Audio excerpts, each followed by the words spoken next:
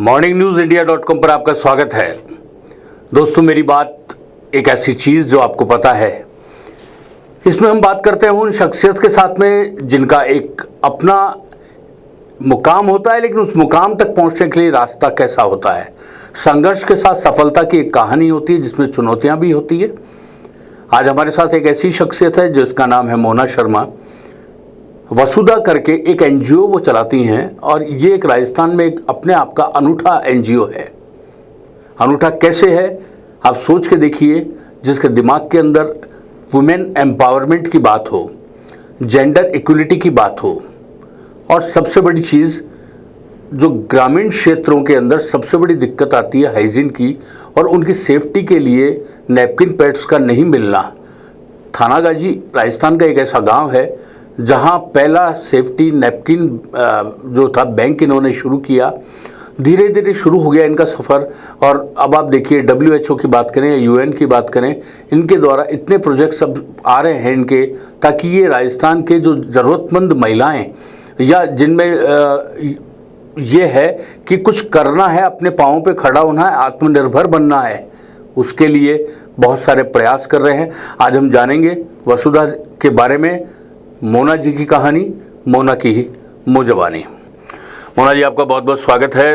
नमस्कार। और वसुधा में जिस तरीके से आपने तय किया, ऐसा कौन सी वो चीज़ थी आपके दिमाग के अंदर, ये कहाँ से आपके पास ख्याल आया, क्योंकि आप तो पेशे से जर्नलिस्ट हैं।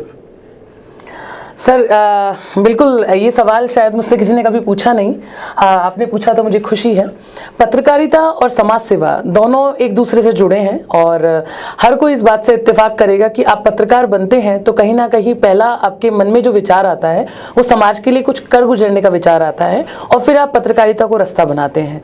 उसके बाद पत्रकारिता करने की कई सालों के बाद मुझे लगा कि मुझे अपना परिवार शुरू करना है, और मेरा ये सपना पत्रकारिता के साथ साथ ही था। और इस सपने को मैंने शुरू किया एनजीओ के माध्यम से। कैसे शुरू हुआ, इसकी कहानी ये है कि किसी ने मुझसे पूछा कि आप अपना एनजीओ क्यों नहीं चलाते अगर आपको समाज सेवा ही करनी है। तो मुझे ये समझ में आया कि क्यों ना सिस्टम से शुरू किया जाए। तो मैंने अपना एनजीओ रजिस्टर करवाया, उसका नाम वसुधा रखा, वसुधा यानी धरती। और मैंने अपने ही गाँव में लौट कर अपना काम शुरू किया, क्योंकि वहाँ की महिलाओं की स्थिति मैंने शुरुआत से देखी थी, तो मैं उन्हीं गाँव में काम करना चाहती थी। तो यहाँ से पत्रकारिता से एनजीओ का ये सफ़र मेरा रहा है। जब आप ग्रामीण अंचल के अंदर महिलाओं को देखते थे, आपने तय किया कि जेंडर इक्वलिटी होनी चाहिए। इस जेंडर इक्वलिटी से आपका आशय क्या और क्यों इसकी आपको ज़रूरत महसूस हुई? सर, सिंपल सी बात है, ये जेंडर इक्वलिटी ना तो राजस्थान की बात है, ना देश की, दुनिया की बात है। आप किसी भी सबसे बड़े विकासशील देश में चले जाइए, वहाँ भी आपको जेंडर इक्वलिटी मिलेगी ही नहीं। उसके कई रीज़न हो सकते हैं। जेंडर इक्वलिटी एक UN का सबसे बड़ा प्रोजेक्ट है जो कि दुनिया भर में चल रहा है। उनका एक ही मकसद है कि जेंडर समानता होनी चाहिए पुरुषों में और महिलाओं में। तो उनका इस प्रोजेक्ट से हमारा जुड़ाव हुआ। हम अलवर के एक एनजीओ के रूप में सेलेक्ट हुए और हमने शुरू कर दिया कि इस मिशन पे हमको आगे आना है। ये इतना आसान नहीं होता जितना बोलने में लगता है जेंडर इक्वलिटी। इसके लिए प्रयास करने पड़ते हैं। आपको महिलाओं को समझाना पड़ता है सबसे पहले कि आप इक्वल हैं। सबसे पहले पुरुषों को नहीं समझाना है कि महिलाएं इक्वल हैं, आपको ये समझाना है कि आप इक्वल हैं। उनके बराबर खुद खड़ा होना सीखिए, तब वो आपको अपने बराबर मानेंगे। और हम इस पे प्रयासरत हैं, क्योंकि ये एक दिन, एक महीना, एक साल का काम नहीं है। ये एक लगातार प्रोसेस है जो बदलता चला जा रहा है। आपको कहीं ऐसा नहीं लगा, एक देखिए भारतीय परंपरा के अंदर पुरुषवादी सोच है, और ये सोसाइटी भी हमारी पुरुष प्रधान सोसाइटी है जी। जब आप इस तरीके से महिलाओं को जेंडर इक्वलिटी की बात करते हैं, तब आपको ऐसा नहीं लगता कि पुरुष उससे खफा हो रहे हैं या पुरुष नाराज़ हैं, या ये भड़काने का काम उनको कर रही है, या हमारे घर के अंदर बहुत मुश्किलें पैदा कर देगी ये। हमारे यहाँ आज भी ग्रामीण अंचल में यह है कि महिला का देरी पार करके जाना, काम करना अब भी कई गाँव में है, काफ़ी मुश्किल भरा। आपने देखा भी होगा, पंच सरपंच बन तो जाती है लेकिन घूंघट पूरा होता है। और फिर एक उपाधि और चलती है गांव में कि सरपंच पति, पंचपति, प्रधान पति। तो ये पतियों की एक और कौम तैयार हो गई। हाँ। तो इस में जो फेस किया आपने, उसमें क्या था ऐसा? सर, मैं एक बात कहूँ, प्रधान पति, सरपंच पति और जो ये सब पति हैं, इनको आप सबसे पहले ये बताइए कि किसी कारणवश उन्हें टिकट नहीं मिला और महिला सीट थी, तो वो पति बनना चाहते थे। तो कहीं ना कहीं वो एक औरत भी है जो अपनी इमेज, अपनी पहचान उसको साधारण से सौंपना चाहती है। अदरवाइज अगर वो टैलेंटेड है और वो काम करना चाहती होती तो उसका पति वहां आता ही नहीं और किसी के पति के साथ नाम नहीं जुड़ता। जरूरी नहीं है कि सरपंच का पति ऑफिस में आए, इतना टाइम उसके पास हो या वो कुछ काम करता हो तो वो सरपंच पति क्यों बनेगा। मतलब आप मानिए कि सरपंच पति बनने का मतलब ये कि वो राजनीतिक महत्वाकांक्षा रखता है। अदरवाइज अगर किसी का पति टीचर है या किसी का पति कोई परचूने की दुकान चलाता है, काम की बात करते हैं या कुछ और करता है, तो पति बनना ही क्यों चाहेगा। तो यहाँ पे मैं ये नहीं कहूँगी कि इसके लिए पुरुष जिम्मेदार है। मैं इसमें जेंडर इक्वलिटी की गहराइयों में जाते वक्त मैं कहूँगी कि आप खुद अपनी स्वेच्छा से पहचान सौंप रहे हैं। यानी आप ये कह रही हैं ना मोना जी की सबसे बड़ी चीज उन पतियों ने स्वीकार कर लिया सरपंच पति, प्रधान पति बनना है हमें। वो चाहते हैं, स्वीकार नहीं किया सर, वो चाहते हैं कि मैं सरपंच पति हूं। मतलब आप तो पति की बात कर रहे हैं, ये सिर्फ मीडिया के लिए है पोस्ट सरपंच पति प्रधान पति, वहां तो वो सरपंच है और प्रधान है। कई बार हमें कुछ महीनों के बाद क्लियर हुआ कि प्रधान औरत है, आदमी नहीं। ये हमारे साथ हो चुका है, क्योंकि वहां जब हम प्रधान कार्यालय जाते थे तो उनके पति बैठे होते थे, तो इस तरफ हमारा रुझान गया नहीं कि वहां कोई महिला थी। बाद में पता चला कि महिला प्रधान है और कुछ, तो वहां उतनी उससे दबंगाई से अगर वो बैठा है तो किसी ने तो उसे पहचान सौंपी है और कोई तो स्वीकार कर ही रहा है। तो इसके लिए सारा दोष औरत को तो नहीं है। अभी आप क्या मानते हैं कि अभी इस पूरे मामले में कितने % महिलाओं को अभी सफलता मिली है? क्योंकि जहाँ तक देखते हैं हम, हमें भी बहुत जगह जाने का मौका मिलता है। आज भी पंचायत कार्यालय हो या दूसरा कार्यालय हो, उसमें आज भी घूंघट होता है, और घूंघट भी नहीं है तो वो पति महोदय ही मोहर लगाते हैं सारी। सर उनको ऐसा लगता है कि उनकी पत्नी समझदार नहीं है या उनके फायदे की बात नहीं करेगी, लेकिन मैंने इसमें बदलाव होते भी देखा है। मैं हमारे दर्शकों को एक बहुत बड़ा उदाहरण देना चाहूँगी, नाम ना कोट करते हुए। एक महिला थी जो सरपंच बनी और 1 साल तक वो घूंघट में थी, पीछे पीछे थी। ससुर जी आते थे, पति आते थे, बच्चे भी आते थे, और उन्हें एहसास कराया गया कि भाई तुम्हें कुछ नहीं आता इसलिए हम यहाँ पे हैं। एहसास किया उसको घर में की दहलीज से तुम सिर्फ चुनाव लड़वाने के लिए किसी को निकालेंगे, तो वो आज़ादी तो आपने थोड़ी सी दे दी, बाकी उसकी आज़ादी को सिकोड़ दिया कि हम करेंगे सारे काम। धीरे धीरे 1 साल के बाद महिला को समझ में आया कि मेरा तो काम ही कुछ नहीं है, बल्कि मेरी तो इससे इमेज खराब हो रही है कि मैं इनके पीछे पीछे जा रही हूँ, इधर आ, और उससे कुछ भी बोला जा रहा है, इस पे साइन कर या कुछ भी कर। वो पढ़ी लिखी महिला थी, लेकिन तो उसने 1 साल के बाद हर चीज को अपने अंडर में ले लिया। पति देने को तैयार नहीं था तो उसने उच्च लेवल पे शिकायत कर दी कि साहब मेरे जो पति हैं वो अननेसेसरी इंटरफेरेंस करते हैं। तो उनको सरकार ने समझाया कि भाई आपके वाइफ हैं और वो चाहती हैं तो उनको पूरी आज़ादी दीजिए।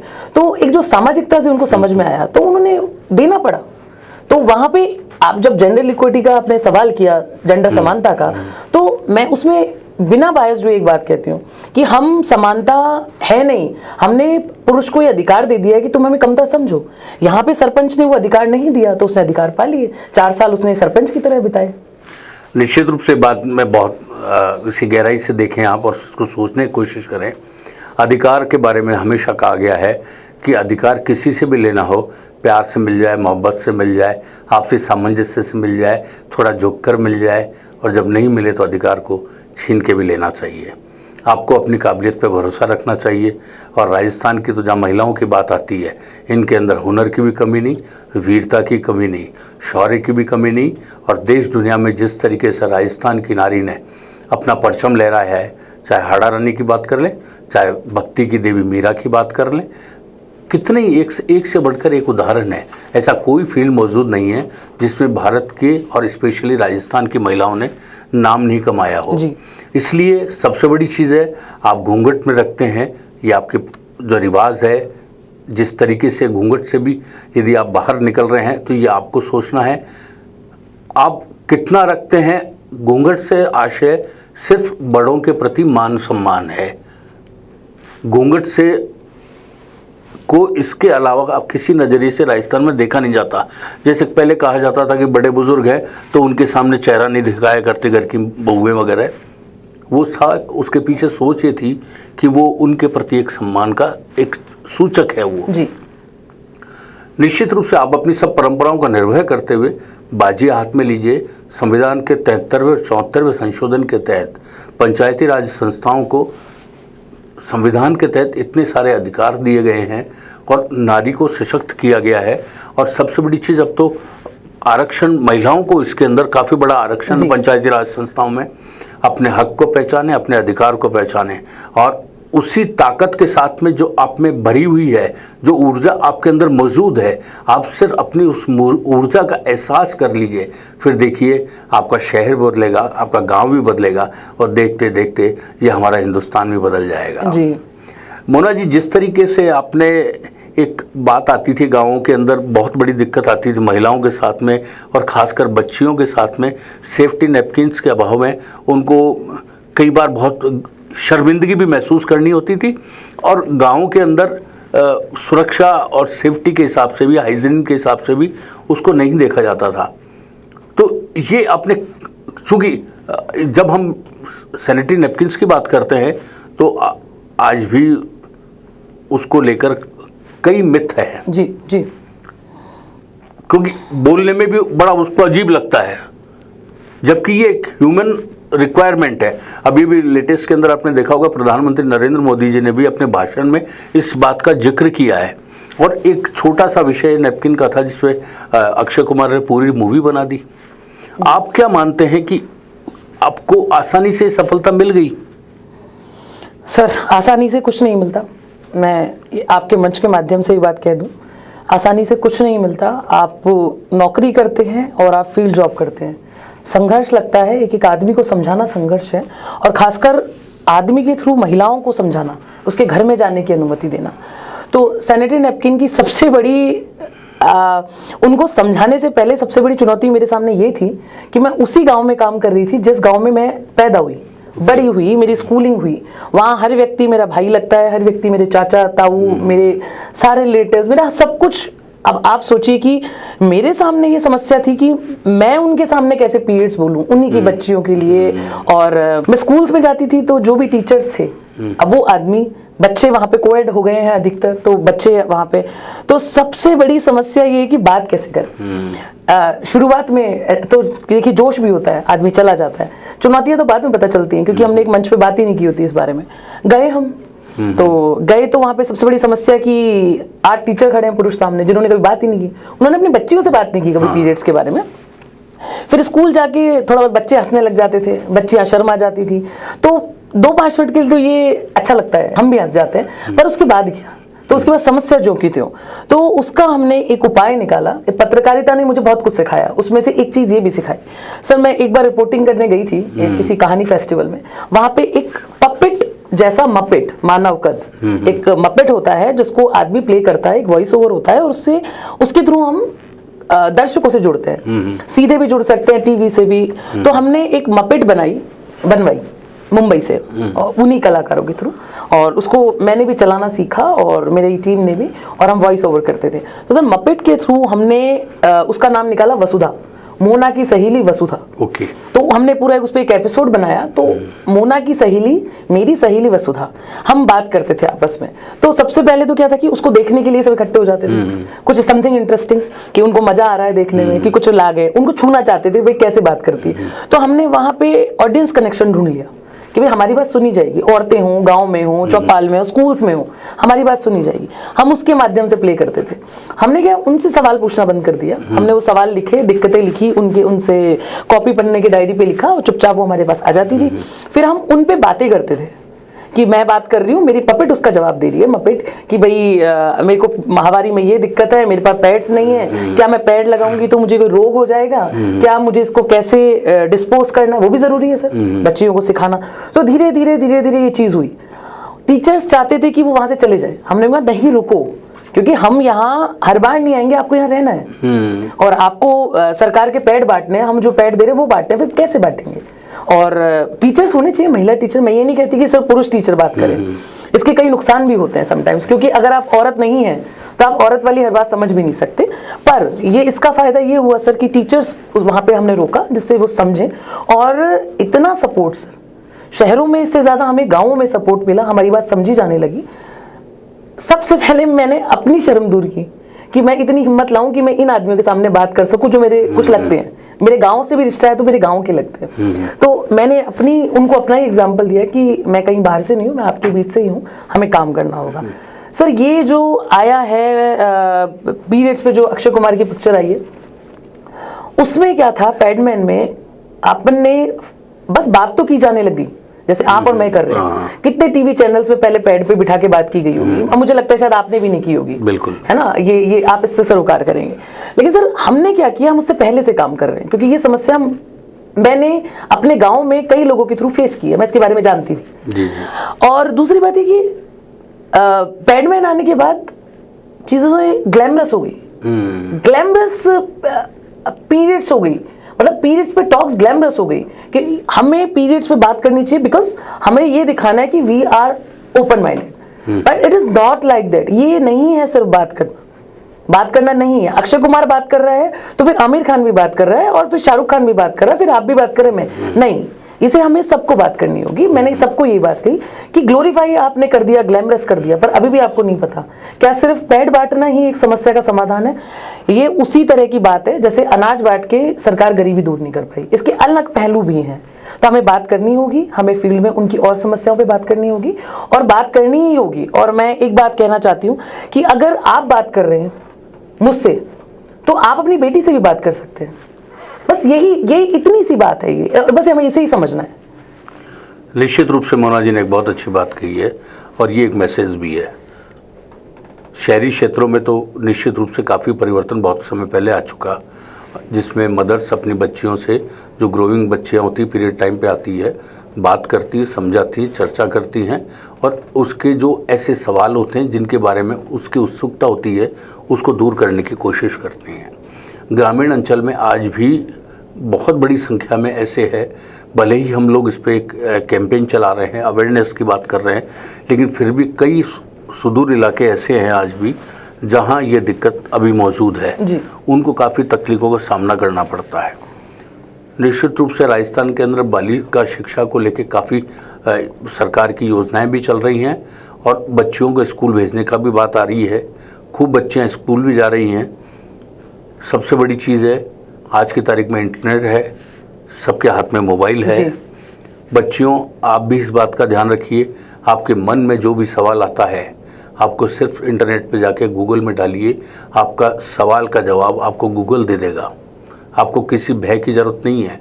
आपको मेडिकल शॉप पे जाके बिल्कुल साफ तौर पे जाके कहना कि मुझे सैनिटरी पैड चाहिए, और यदि वो काली एक थैली के अंदर आपको देता है तो उस काली थैली उसको वापस करिए इस बात के लिए कि ये इतनी बुरी चीज़ है क्या कि तुम इसको काली थैली में दे रहे हो। उसको भी अलर्ट करिए इस बात को कि इसको इस दृष्टि से देखना बंद करो। ये एक सामान्य, एक वैज्ञानिक शरीर की प्रक्रिया का एक हिस्सा है, और उसके स्वीकार करना चाहिए। तो निश्चित रूप से जब बच्चियाँ खुद खड़ी होंगी तो अपने आप काफ़ी कुछ बदलने लगेगा, और जो पुरुष जो या बच्चे जो ऐसी बात होती है और उसके अंदर मजाक बनाया करते हैं, शायद वो खुद मजाक का पात्र बनना शुरू हो जाएंगे। जी बिल्कुल हो जाएंगे। हम बात करते हैं मोना जी से। वसुधा के तहत इन्होंने एक विमेन एम्पावरमेंट पे बहुत बड़ा काम किया है। महिलाओं को, गांव की महिलाओं में हुनर है, स्किल है, कौशल है, उनको किस तरीके से खड़ा करके आत्मनिर्भर बनाना है, या उनको आत्मनिर्भर ही नहीं बनाना, अपने परिवार के लिए आय का एक और सोर्स खड़ा करना है, ताकि उस परिवार के अंदर आसानी से खुशहाली के साथ हर पल जिया जा सके। तो वो ऐसी क्या चीज़ थी मोना जी जिससे आप छोटी छोटी चीज़ों से गांव की जो कला है उसी से उनको तैयार कर रही हैं? सर सीखते चले गए। जब उनसे बात की तो ये पता चला कि हर किसी की वहाँ गांव में कमेटियाँ बहुत डलती हैं, कमेटियाँ डालते हैं और एक साथ वो पैसा ले लेते हैं। फिर वो एक तरीके का है कि पैसा लेना है और लौटाना है, मतलब कर्जा। तो सर ये समझ में आया कि काम क्या दें, काम क्या करें। नरेगा पूरे दिन नहीं चलता, हमेशा आपका नंबर नहीं आता। तो हमने उनसे पूछा कि भाई क्या करें।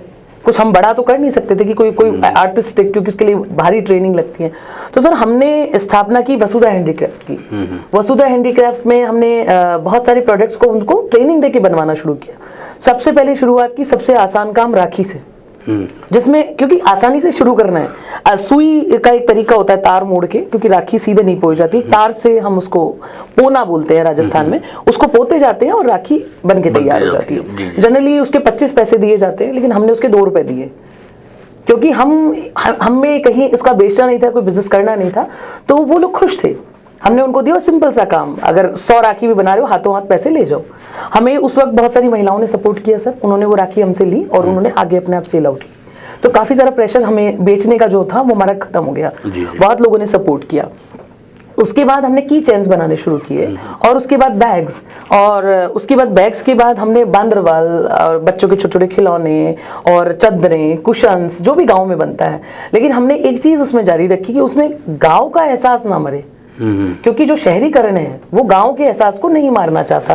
तो हम चाहते थे कि गांव का एहसास उसमें ना मरे। तो प्रोडक्ट्स बनते चले गए और काफ़ी जगह गए, सिंगापुर गए, हमारे यूएस गए प्रोडक्ट, जो भी हमारे कॉन्टैक्ट से उन्होंने हमसे खरीदा। अब हमारी सबसे बड़ी जीत सर ये है कि हमारे जो महिलाएं हैं वो हयात ग्रुप के लिए इको फ्रेंडली बैग्स बना रही हैं। उसमें ऐसा है कि वो बैग्स जो हैं, वो जो मेहमान बिशनगढ़ जो एक आर्टिस्टिक एक हेरिटेज प्रॉपर्टी है हयात की, वहाँ पे जो भी गेस्ट आएगा उसको हमारे इको फ्रेंडली पोटली में वो गिफ्ट रख के देंगे, जो कि उसको यादगार गिफ्ट रहे। तो उसमें बनाने से लेकर छापेमारी से लेकर सब कुछ इको फ्रेंडली है, औरतें खुद कर रही। और ये हमारे लिए इतना बड़े स्केल पे जाना, देश दुनिया में हमारे प्रोडक्ट जा रहे हैं। तो सर हम छोटी चीज़ों से स्टेप बाय स्टेप गए, बहुत गलतियां की। इवन आप मानिए कि हमारे शायद हजारों में प्रोजेक्ट रिजेक्ट होके भी आए, और बहुत गलतियां की हमने, हम सब ने सीखा, क्योंकि हमारा एक बिजनेस नहीं था, हमें हुनर देना था। और आज हम इतने परफेक्ट हैं कि सर जहाँ भी प्रोडक्ट हम लोग लेके जाते हैं वाहवाही मिलती है, खुशी होती है। कलेक्टर से लेकर हर व्यक्ति जो भी हमारे गांव में आता है, हम उन्हें उपहार स्वरूप देते हैं, चूड़ियाँ बनाते हैं, सब खुश हैं। तो वो जो कलर है ना, जो पॉम एक यूज लिया जाता है, एक छोटा सा होता है कलरफुल सा, लाल, हरा, नीला, पीला, तो सर उसकी तरह रंग भरे, काम करो पैसा ले जाओ, काम करो पैसा ले जाओ, आपका ज्यादा काम करना है ज्यादा पैसा ले जाओ। तो सर हमने इस तरह से फाइनेंशियली डिपेंडेंसी ही सब कुछ है। बाकी आप कितना भी अवेयर कर लीजिए, लेकिन अगर आपको पैसा नहीं है तो सारी बातें सिर्फ एक वो रह जाती हैं, उपदेश जैसा। तो सर हमने शुरू किया धीरे धीरे छोटे लेवल से, 10, 20, 30, 40। आज हमारे पास लगभग आप कह सकते हैं कि 500 महिलाएं ट्रेंड हैं। मैं कोई बड़ा आंकड़ा आपको नहीं लूंगी कि 2000, 3000 नहीं, हम धीरे धीरे 20 से 100, 100 से 500, 500, आज हम 500 ट्रेंड महिलाएं हैं हमारे पास, जो कि ऐसा काम कर सकती हैं कि उनके बनाए प्रोडक्ट मार्केट में बिकें। तो मेरे लिए बहुत बड़ी जीत है ये, मैं क्योंकि उनको फाइनेंशियली इंडिपेंडेंट बना पा रही हूँ। निश्चित रूप से देखिए, छोटे से प्रयास जब रंग लाते हैं तो दुनिया के अंदर धूम मचाते हैं। अब आप सोच के देखिए, एक थानागाजी अलवर का एक गाँव है, बहुत छोटा सा गाँव है, वहाँ की महिलाएं जो कुछ तैयार कर रही है उसे यूनाइटेड स्टेट यानी अमेरिका यूज़ कर रहा है, उसको सिंगापुर यूज़ कर रहा है। और नाम किसका हो रहा है? उन्हीं महिलाओं का, जिन्होंने कल तक ये नहीं सोचा था कि उनके जरा से इस हुनर से इतनी आमदनी होने लगेगी। और सबसे बड़ी चीज़ तो इसमें महत्वपूर्ण ये है कि आपको कमाना कितना खुद तय करो। जी, मतलब जो आपको तय करना है कि मेरे को कितना पैसा चाहिए, उतना आप करिए। तो निश्चित रूप से ये एक अपने आप में वसुधा का बहुत बड़ा प्रयास है। और आपकी नज़र में, आपके क्षेत्र में, आपके आसपास भी कोई इस तरीके का है जिसमें हुनर है, टैलेंट है, आत्मनिर्भर बनना चाहते हैं, तो निश्चित रूप से वसुधा से आप जुड़िए, मोना शर्मा से आप जुड़िए। मोना का एक ही स्लोगन है, मोना आपकी सहेली। तो निश्चित रूप से बिल्कुल जिस तरीके से कदम बढ़ रहे हैं, लोग आत्मनिर्भर बन रहे हैं, गाँवों के अंदर एक अवेयरनेस का माहौल बन रहा है, इसमें मोना जी और वसुधा का काफ़ी बड़ा योगदान है। आप morningnewsindia.com पर यूँ ही बने रहिए, हर बार कुछ नया आपके लिए हम लाते रहेंगे। तब तक के लिए दीजिए हमें इजाज़त। नमस्कार।